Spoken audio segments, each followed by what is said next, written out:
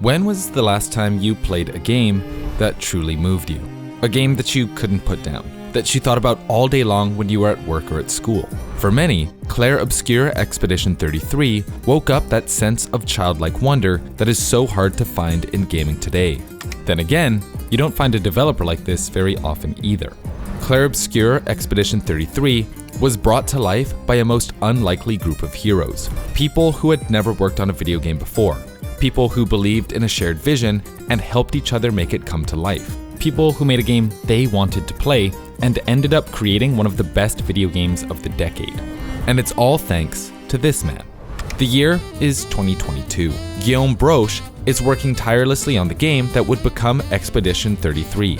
As the game's director and guy in charge of the whole project, it was a lot of pressure on his shoulders, and he was quickly reaching a critical point in the game's development. It had been 3 years since they'd started work on the game, and they were running out of money.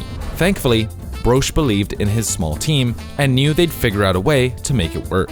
Guillaume founded Sandfall Interactive in 2020 to get away from his 9-to-5 job at Ubisoft. He'd been working on The Division 2 and learning to use Unreal Engine when he had the idea to make a turn-based JRPG, the kind he'd grown up playing as a kid. He wanted to put his own spin on the genre. There was just one problem. No one really made turn-based JRPGs anymore. The genre was seen as kind of boring, something only older gamers played. Even the series that defined the genre, Final Fantasy, had moved away from the whole turn-based aspect of it, and there wasn't any real hunger for a game like this. But Guillaume knew that this was the kind of game he would want to play and set to work creating a basic framework. He designed characters, built a combat system, and pretty soon he had created a simple proof of concept in his bedroom. But the sense of accomplishment wouldn't last long. He quickly realized that all those things people said about JRPGs were kind of true. His game was slow, repetitive, and even downright boring at times. It was clear that using the same formula as other games wouldn't cut it. Thankfully, he had an idea. He'd been playing a lot of Sekiro at the time and thought it might be cool to incorporate aspects of dodging and parrying into his game. After playing around with it for a little while, he realized that this new idea had the potential to be something truly incredible. There was just one issue. He was still stuck working at Ubisoft. At first, he thought he might be able to pitch the game to his higher-ups and use the resources at Ubisoft to help fund the project. Guillaume was rising through the ranks at the company and was now working as an assistant director for Heroes of Might and Magic, and on paper, it seemed like a no-brainer. But Ubisoft is a big company, with shareholders to consider and miles of red tape to cut through. According to Guillaume, it would have taken forever to get the game made at Ubisoft, so he said screw it and left the company altogether, taking with him a coworker named Guillermin and, with another friend named François Meurisse, founded Sandfall Interactive in 2020. Right out of the gate, the three secured some funding from angel investors who were interested in the project. With a bit of money to work with, Guillaume got to work assembling a team to get things going. And you're gonna need a crew as nuts as you are. He posted online, reached out to old friends, and scrounged for anyone who might be interested in joining a ragtag group of developers. Surprisingly, things started to come together, much more easily than expected. Guillaume and Tom soon had a team of 8 people, and it was the unlikeliest bunch you could ever expect. One of the studio's first hires was Nicolas Maxon Francombe. He was an old friend that Guillaume had met at university. He'd previously been working as an illustrator and concept artist at an events company similar to Cirque du Soleil, and knew how to create wonderful artwork and dress a set. But he had never even thought of working on a video game before. Still, when Guillaume approached him with the idea, he said yes immediately, joining on as the company's art director. Even stranger was the hiring of Laurent Testard. After picking up the guitar at age 16, he went to music school and became a guitar teacher. He had no formal compositional training, but one night he decided to post some music on a tiny French music forum, and later that same night, Guillaume decided to check out that same forum for the first time in his life. One email later, and Laurent was brought onto the project as the game's composer. If that's not serendipitous enough for you, how about Jennifer Svedberg-Yen? Guillaume had been looking for voice actors and made a post on Reddit. Jennifer was between jobs at the time and had been taking acting classes, so she decided, why not? Jennifer was hired on as a voice actor, and she and Guillaume started chatting via Discord. Through their conversations, it came out that Jennifer was an avid writer, and she offered to help clean up the game's dialogue before recording. Well, one thing led to another, and suddenly she was the head writer for the game, despite never having published a single piece of work in her life. These are the stories of many of the employees who joined Sandfall Interactive. They weren't veteran game designers, they weren't even veterans in their respective fields. But they had an abundance of creativity and were looking for a place to let it grow. And Guillaume, to his credit, had an incredible eye for talent. Unlike at Ubisoft, at Sandfall Interactive, creativity would be allowed to flourish. As the project started to take off, the working title was We Lost, and featured some of the characters that would make it into the final game. Unfortunately, these early builds were crude and clunky, and when Guillaume showed demos to investors, they were none too impressed. Because of this, the team was stuck on a shoestring budget. Without investors, they wouldn't be able to grow the team, and without a bigger team, they couldn't polish the game up to impress investors. It was this vicious cycle that threatened to derail the game before it even got off the ground. Thankfully, two things were about to happen that would dramatically change the team's fortunes. But first, a sponsored message. Clair Obscur literally means light and dark, the bright, shining sun versus the dark, dark void. It's summer right now, when I'm recording this, which means the days are longer, and it stays bright out until late into the night. This makes it really hard to sleep sometimes. Thankfully, I found a solution. Manta Sleep is the only sleep mask you'll ever need. It's adjustable, made from high-quality materials, and wearing it feels like you're wearing nothing at all. It even has built-in Bluetooth headphones so you can play white noise, music, or whatever it is you need to fall asleep. This mask is seriously comfortable. If you're a back sleeper, a side sleeper, or a tummy sleeper, this mask will work for you. The ProNap movement means it even works great on planes, trains, and automobiles. Anywhere and anytime you need to catch some shut-eye, Manta Sleep has you covered. Literally. Head over to the Manta Sleep website and use our affiliate code in the description below to get 10% off your order and start taking back your naps. Because you deserve it. Okay. Back to the video. As I mentioned, two things are about to happen that will completely change Sandfall's fortunes. The first was the release of Unreal Engine 5 in April 2022. There's this great story about how James Cameron had the idea for Avatar way back in the 1990s, but didn't commit to making the film until the late 2000s because he needed to wait for technology to catch up with his vision. Well, the same thing happened for Clair Obscur. Whereas on Unreal Engine 4, the game looked like this, with Unreal Engine 5, it was possible to make games look like this, all without needing to hire any extra employees. Guillaume himself said that trying to make Clair Obscur 5 or 10 years earlier would have been an impossible job for such a small team, and that Unreal Engine 5 unlocked their ability to create facial animations, environments, and dynamic lighting that looked like a AAA game at a fraction of the cost.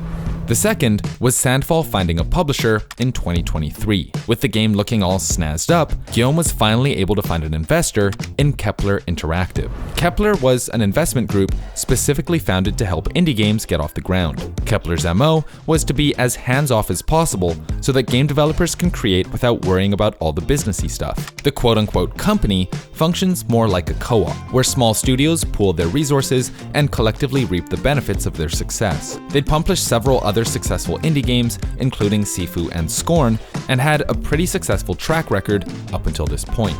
So, Kepler and Sandfall joined forces, and with the publisher secured, Guillaume just had one more hard decision to make. During meetings with investors over the past few years, one of the sticking points that had come up was the game's setting. The game featured aliens, zombies, dragons, common tropes that you'd expect to find in 1,000 other RPGs. Guillaume had been told that he should try to be more original if he wanted to set himself apart from other games in the genre. In the back of his mind had been growing the idea of completely revamping the game and starting from scratch. And now that he had financial stability and the power of Unreal Engine 5, he decided to commit to it.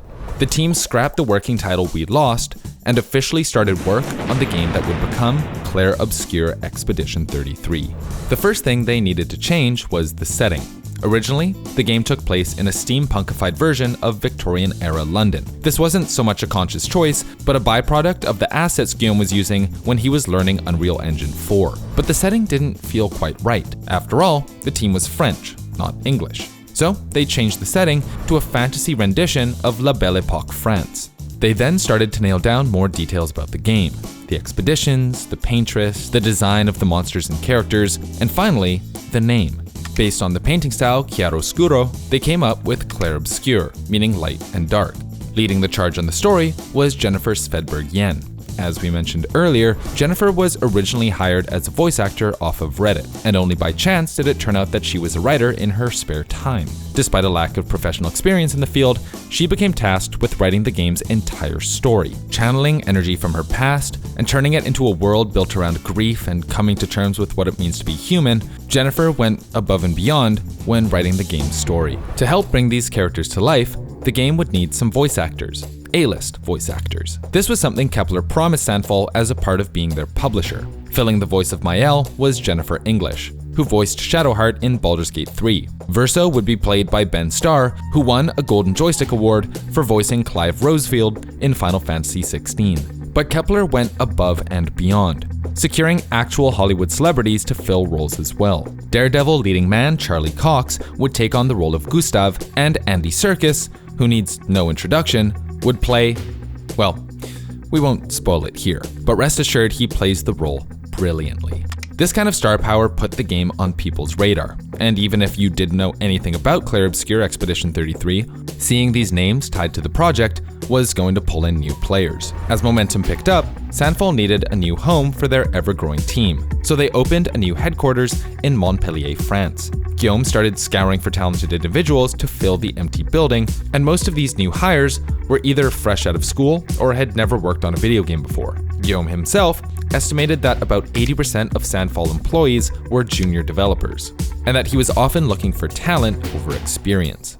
The team quickly grew to around 30 full-time employees. You've probably heard rumors on the internet that Clair Obscur was made by only 30 people, but that's just not true. Sandfall had tons of help from people outside of the immediate company. The voice actors we just mentioned, the team at Ebb Software, and many jobs were just outsourced to contractors. In total, about 200 people worked on the game. Without them, it wouldn't have been what it is today, especially because one of the roles that was outsourced was the game's character animations. This was the last piece of the puzzle that needed to be locked down. For this, Guillaume had to go abroad. Guillaume had an idea of what kind of animations he wanted. Action-packed, fluid, dramatic. But he couldn't find anyone in France, or even Europe for that matter, who quite matched the images he had in his head.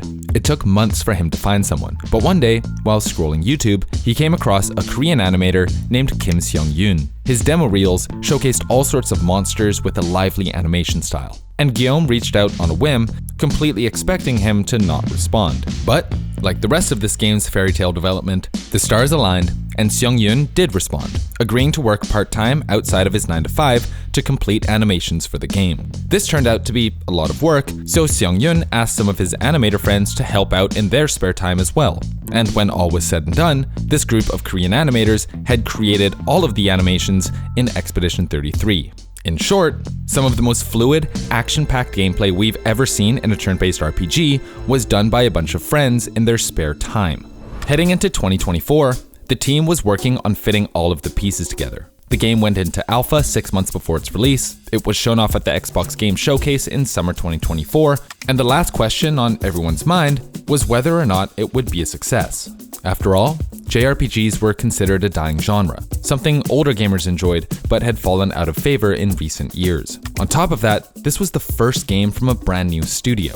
There was some hype around the game, but it wasn't like major news outlets were openly gushing over it. And finally, on paper, the game's development just didn't make sense. Junior developers and people who had never worked on a video game before, how could they possibly make something better than AAA studios with $100 million budgets? But Clair Obscur Expedition 33 had heart. The team was small, but dedicated. Guillaume had assembled a group of like-minded individuals who all worked towards a common goal. They weren't afraid to try new things, take advice from each other, and go back to the drawing board when things went wrong. After 6 years of slow but steady progress, their passion project was finally released on April 24th, 2025, and the reception was nothing short of resounding.